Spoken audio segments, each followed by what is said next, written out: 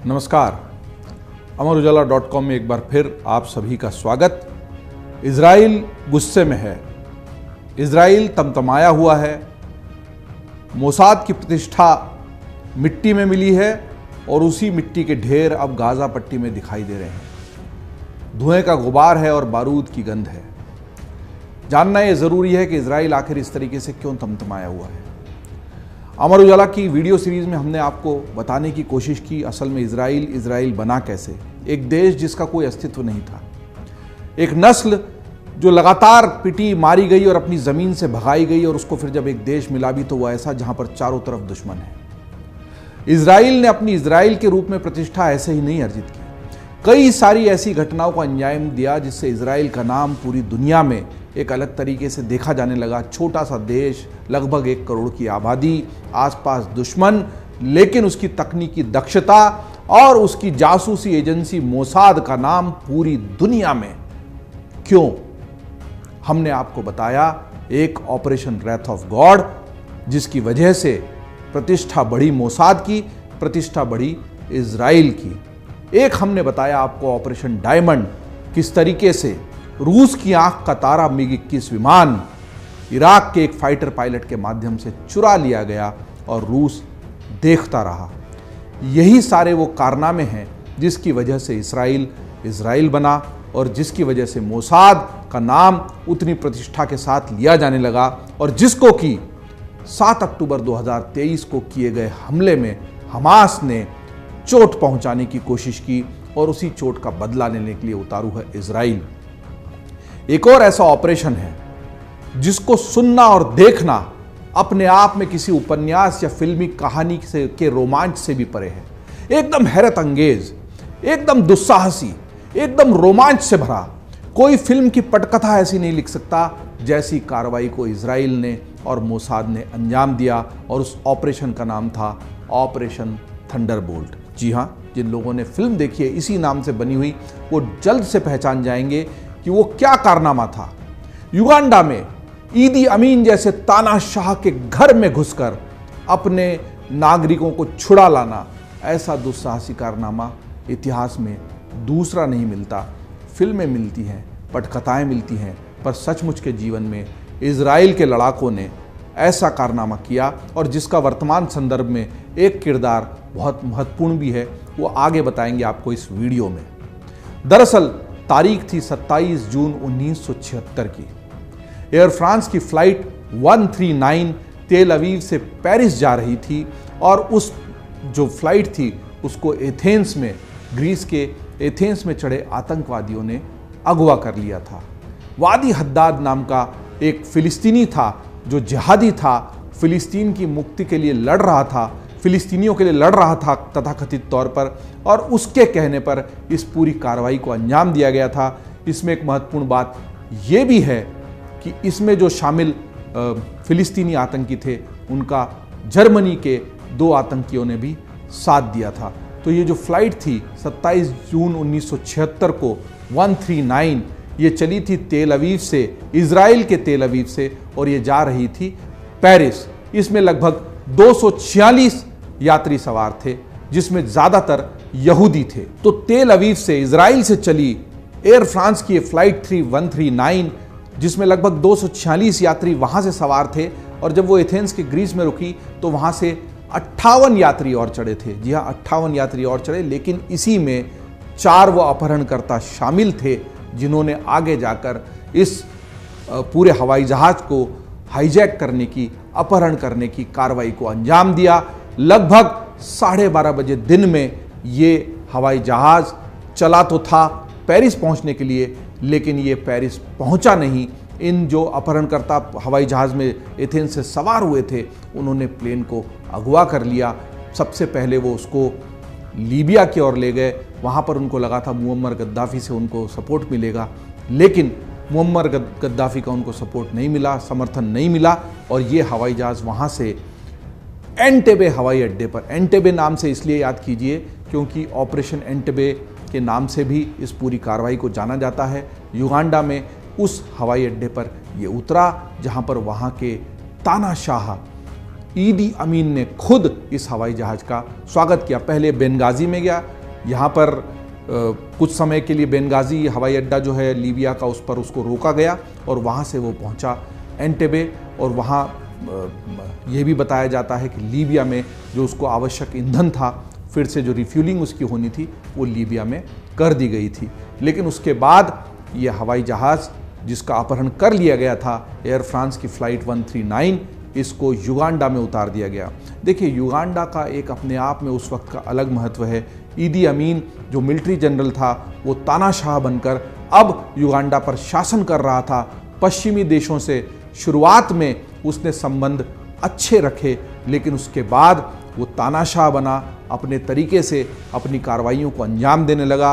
ईदी अमीन के बारे में अगर आप पढ़ेंगे तो आपको पता लगेगा कि ईदी अमीन के जो किस्से थे वो भयावह थे।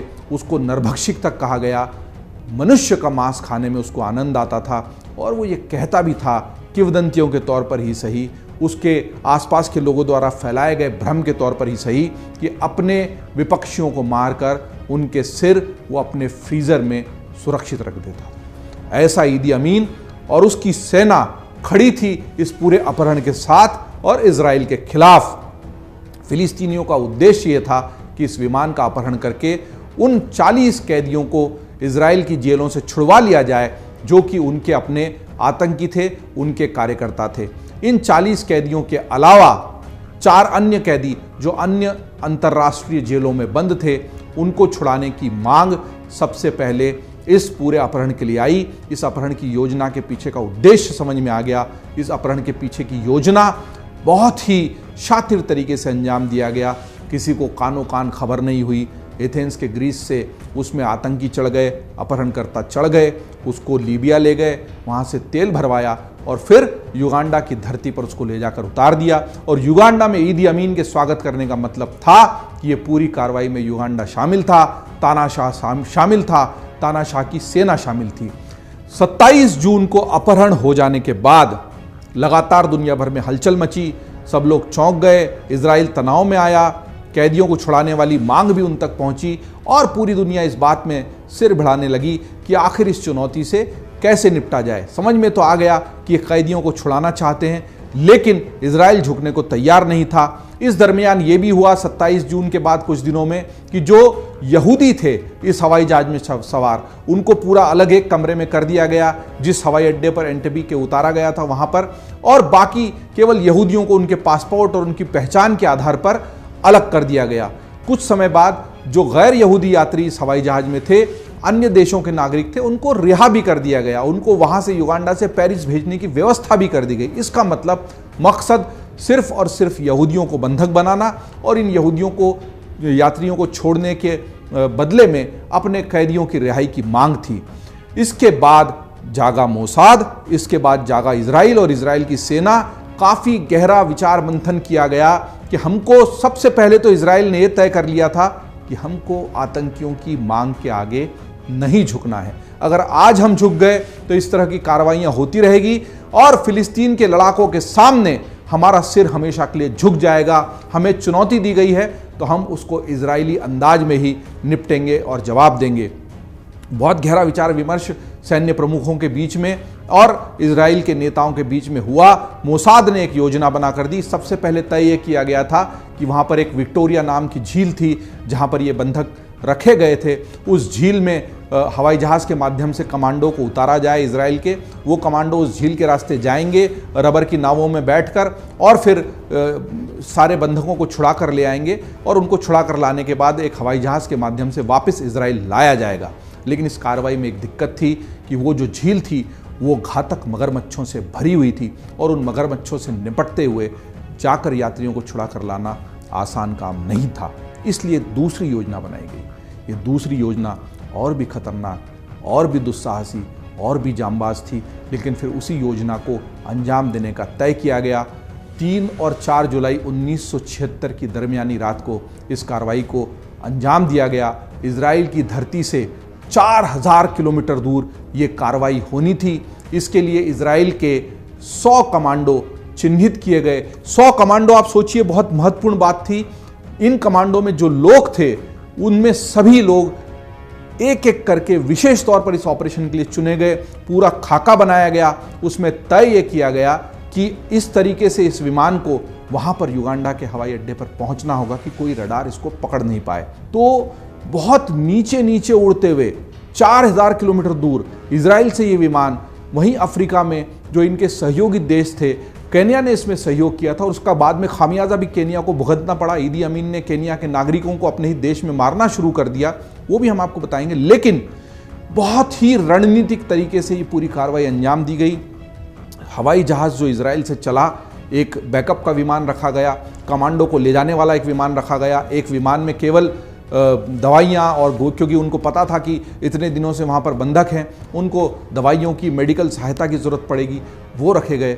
और ये 100 कमांडो चले इजराइल से 3 जुलाई की रात को, और 3 जुलाई की रात 11 बजे वहाँ पहुँचे। रात को 11 से मध्य रात्रि को 11 से 12 के बीच में इस पूरी कार्रवाई को अंजाम दिया गया था। बहुत ही रोचक तरीके से, बहुत ही छोटी छोटी बातों को ध्यान रखते हुए इस पूरी कार्रवाई को अंजाम दिया गया। ये आसान नहीं था कि ज़मीन से कुछ ही ऊंचाई पर ये विमान उड़ते हुए, तमाम रडारों से बचते हुए, क्योंकि अन्य दुश्मन देश भी थे इजराइल के जो इस मामले में रडार पर विमानों को पकड़कर कार्रवाई कर सकते थे। खुद युगांडा को अगर पता चलता और इस विमान को बीच में ही मार दिया जाता तो इस तरह की कार्रवाई कभी अपने अंजाम तक नहीं पहुंचती। लेकिन ये 100 कमांडो शपथ लेकर गए थे कि अपने लोगों को छुड़ा कर लाएंगे। वो 3 जुलाई की रात पर वहां पर उतरे, वहां पर भीषण संघर्ष हुआ। लगभग 53 मिनट तक ये कार्रवाई चली। इस पूरी कार्रवाई में 7 अपहरणकर्ता, 4 जो पहले हवाई जहाज में चढ़े थे, 3 वहां पर युगांडा के हवाई अड्डे पर जुड़ गए थे, वो 7 अपहरणकर्ता मारे गए। युगांडा के 45 सैनिक भी मारे गए। लेकिन इसमें महत्वपूर्ण बात यह है कि जिस तरह की योजना बनाई गई थी, वो पूरी योजना बड़ी ही ज़बरदस्त थी कि 100 कमांडो में से एक बड़ी टुकड़ी अपहरणकर्ताओं को मारने में लगाई गई, दूसरी टुकड़ी लगाई गई यात्रियों को छुड़ाने में, और तीसरी टुकड़ी लगाई गई कि बाद में अगर कोई काउंटर अटैक होता है, युगांडा में अलार्म बजेंगे, सैनिक आएंगे उनसे लड़ने के लिए। तीसरी टुकड़ी को रखा गया था। वहां पर 11 से ज़्यादा मिग 17 और मिग 21 विमान थे जो युगांडा के पास थे। अगर ये लोग यात्रियों को लेकर, बंधकों को छुड़ाकर वापस लेकर चलेंगे तो ये विमान उन पर हमला कर सकते थे। उस हमले को रोकने के लिए पहले ही से इन विमानों को ध्वस्त करने की योजना भी इजरायली सैनिकों के कमांडोज के पास तैयार थी, और उन्होंने उन पूरे 11 मिग 21 और मिग 17 विमानों को ध्वस्त कर दिया ताकि पीछा करते हुए ये विमान उनके पास न आए, उनको पर्याप्त समय मिल जाए वहां से निकल भागने का, और ये विमान वहीं हवाई अड्डे पर ध्वस्त कर दिए गए। जब ये पूरी कार्रवाई चल रही थी तब 21 ऐसे कमांडो की टुकड़ी थी अलग से जो पलटवार कर रही थी युगांडा की तरफ से होने वाली गोलीबारी का। इसी बीच जो कंट्रोल टावर होता है हवाई अड्डे का, ऊंचाई पर बसा हुआ, उस कंट्रोल टावर से गोलीबारी चालू हुई। उस गोलीबारी में 5 से ज़्यादा इजरायली कमांडो घायल हुए। एक जो उनके नेतृत्वकर्ता थे वो मारे गए, और ये जो नेतृत्वकर्ता थे जो मारे गए उनका नाम था योनाथन नेतन्याहू। जी हाँ, योनाथन नेतन्याहू नाम ध्यान से सुन लीजिए। ये योनाथन नेतन्याहू दरअसल बड़े भाई थे वर्तमान में जो इजराइल के प्रधानमंत्री हैं बेंजामिन नेतन्याहू, जो एक कसम खा रहे हैं कि हम हमास के सारे आतंकियों को मार गिराएंगे, गाजा पट्टी से इनका नामो निशान मिटा देंगे, इजराइल पर किए गई पूरी कार्रवाई का बदला लेंगे। वही बेंजामिन नेतन्याहू जो विवादों में रहे, वही बेंजामिन नेतन्याहू जो सुप्रीम कोर्ट के अधिकार छीनने के फैसले को लेकर अपने ही देश में घिर गए। ये भी माना जा रहा है कि देश में जो राजनीतिक असंतुलन बना, ये मोटे तौर पर जिम्मेदार है ऐसा मौका हमास के आतंकियों को देने के लिए उन्हीं के भाई योनाथन नेतन्याहू, उनके बड़े भाई थे। और सेना में एक विशेष टुकड़ी जो थी इजराइल की, जो इस तरह की स्पेशल कमांडो कार्रवाई को अंजाम देने के लिए जिम्मेदार थी, उसका नेतृत्व कर रहे थे। वो इस पूरी कार्रवाई में, ऑपरेशन थंडरबोल्ट में शहीद हो गए थे। लेकिन 106 यात्री जो वहाँ पर बंधक थे, उनमें से 103 यात्रियों को बचाकर निकाल लिया गया। 3 वहीं पर इस गोलीबारी में मारे गए। तो कुल मिलाकर 4 लोग मारे गए थे इजराइल की तरफ से। 3 तो यात्री थे, एक योनाथन नेतन्याहू थे, और 4 कमांडोज जो थे वो घायल भी हुए थे इनकी तरफ के। लेकिन एक और यात्री 85 वर्षीय एक महिला थी जिनको दरअसल बीमार होने की वजह से, दिक्कत होने की वजह से युगांडा के एक अस्पताल में भर्ती करवा दिया गया था। लेकिन इस कार्रवाई से बौखलाए ईदी अमीन ने बाद में उस बिचारी बुजुर्ग महिला को मारने का आदेश दिया और उसको अस्पताल में जाकर युगांडा के सैनिकों ने मार दिया था। लेकिन कुल मिलाकर इस पूरी कार्रवाई से इजराइल की प्रतिष्ठा, मोसाद की प्रतिष्ठा पूरी दुनिया में स्थापित हो गई।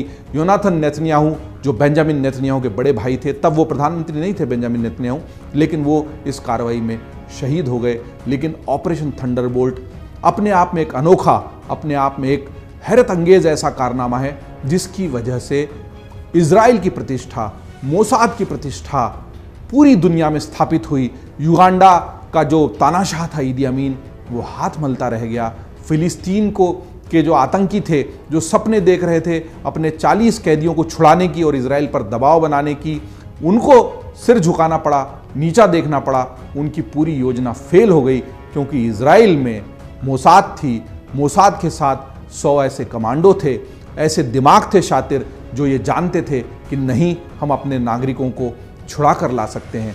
जो अपने 103 यात्रियों को, अपने नागरिकों को एन युगांडा के तानाशाह के नाक के नीचे से बचा लाया, उसी इजराइल के 1000 से ज़्यादा नागरिक एक दिन में, उसमें बच्चे शामिल हैं, उसमें महिलाएं शामिल हैं, उसमें बुजुर्ग शामिल हैं, बच्चों के कटे हुए सिर, उसके जो दृश्य सामने आ रहे हैं बौखला देते हैं। वो दृश्य देखने को अगर आज इजराइल मजबूर हुआ है तो आप सोच सकते हैं कि इतनी बड़ी, इतनी ज़बरदस्त कार्रवाई को अंजाम देने वाला इजराइल और मोसाद आज किस तरह कसमसा रहा होगा। क्योंकि जो अपने एक एक नागरिक की फिक्र करता है और हिफाजत की बात करता है, उसके घर में घुसकर 1000 से ज़्यादा उसके नागरिक मार दिए गए। इसीलिए इस पूरी जो घटना हुई है उसका पूरा जो महत्व है वो बढ़ जाता है। ये इसलिए कि आपको पृष्ठभूमि पता होना चाहिए कि इजराइल कैसे बना, मोसाद कैसे बना। हमने आपको कई सारे ऐसे ऑपरेशंस बताए हैं। ऑपरेशन रेथ ऑफ गॉड आपको बताया, ऑपरेशन डायमंड आपको बताया, आज आपको जानकारी दी ऑपरेशन थंडरबोल्ट की। ये जो पूरा ऑपरेशन थंडरबोल्ट था, ये दरअसल कई मायनों में दुस्साहसिक और रोचक और रोमांचक इसलिए था कि इसके कई जो पहलू थे वो बहुत बारीकी से सोचे गए थे और उनको उसी ही परफेक्शन के साथ बहुत ही प्रिसाइज तरीके से उसको अंजाम दिया गया। इस पूरी गतिविधि को जिस तरीके से संचालित किया, उसने इजराइल की सेना को, उनकी नेवी के जो कमांडो थे उनको और मोसाद को इसीलिए एक अलग मकाम दिया। न केवल वो बहुत नीची उड़ान भरते हुए अपने हवाई जहाज़ को वहाँ युगांडा में एंटेबे हवाई अड्डे पर ले गए, बल्कि जो योजना बनी थी वो ये थी कि अगर ये सीधे हवाई जहाज़ को ले जाएंगे और उस हवाई अड्डे में प्रवेश करेंगे, पास में अपने हवाई जहाज़ को रोक, तो वो जब प्रवेश करेंगे तो युगांडा के सैनिकों को पता लग जाएगा, वो अचानक हमला कर देंगे, तो बहुत समय तक उनको ये पता नहीं लगे कि चल क्या रहा है और उनको अचानक चौंकाया जाए। उसके लिए योजना ये बनी थी कि एक बड़ी काली लिमोजीन मर्सिडीज़ की जो थी वो तैयार रखी गई, उसको ले जाया गया हवाई जहाज़ में रख के, और उस मर्सिडीज़ में बैठकर शुरुआती कमांडो दस्ता उस हवाई अड्डे में कंट्रोल टावर के पास जो बिल्डिंग बनी थी जहाँ पर बंधक थे वहाँ तक पहुँचा था। उस हवाई अड्डे का कोई सही नक्शा भी इन लोगों के पास नहीं था, लेकिन ये योजना इसलिए बनी थी कि युगांडा का जो तानाशाह था ईदी अमीन, वो ठीक इसी तरह की काली लिमोजीन मर्सिडीज़ में सवार होकर आता था और औचक निरीक्षण किया करता था। ये जानकारी मोसाद के पास थी और इसीलिए उन्होंने एक काली मर्सिडीज़ तैयार रखी। इजराइल के जो शुरुआती कमांडो दस्ता था वो इसी मर्सिडीज़ में बैठकर गया और शुरुआत में वाकई जो सुरक्षा में वहाँ सैनिक तैनात थे युगांडा के, उनको यही लगा कि ईदी अमीन औचक निरीक्षण के लिए आए हैं। औचक निरीक्षण की बजाय वो भौचक रह गए जब उनको पता लगा कि ये तो इजराइल की कमांडो कार्रवाई है जो अपने नागरिकों को छुड़ा ले जाने के लिए आए हैं। इसीलिए ये ऑपरेशन कई मायनों में बहुत ही अलग तरीके का है। ऐसी ही जानकारियों के लिए, ऐसे ही वीडियोस के लिए आप देखते रहिए अमरउजाला.com। अमर उजाला अब आपके टीवी पर भी। अपने स्मार्ट टीवी पर यूट्यूब पर सर्च करें अमर उजाला, चैनल सब्सक्राइब करें और देखें ताजा खबरें, वो भी HD क्वालिटी में। और हाँ, बेल आइकन दबाना ना भूलें ताकि हर खबर हो आपके घर। अमर उजाला, निष्पक्ष, निर्भीक, निरंतर।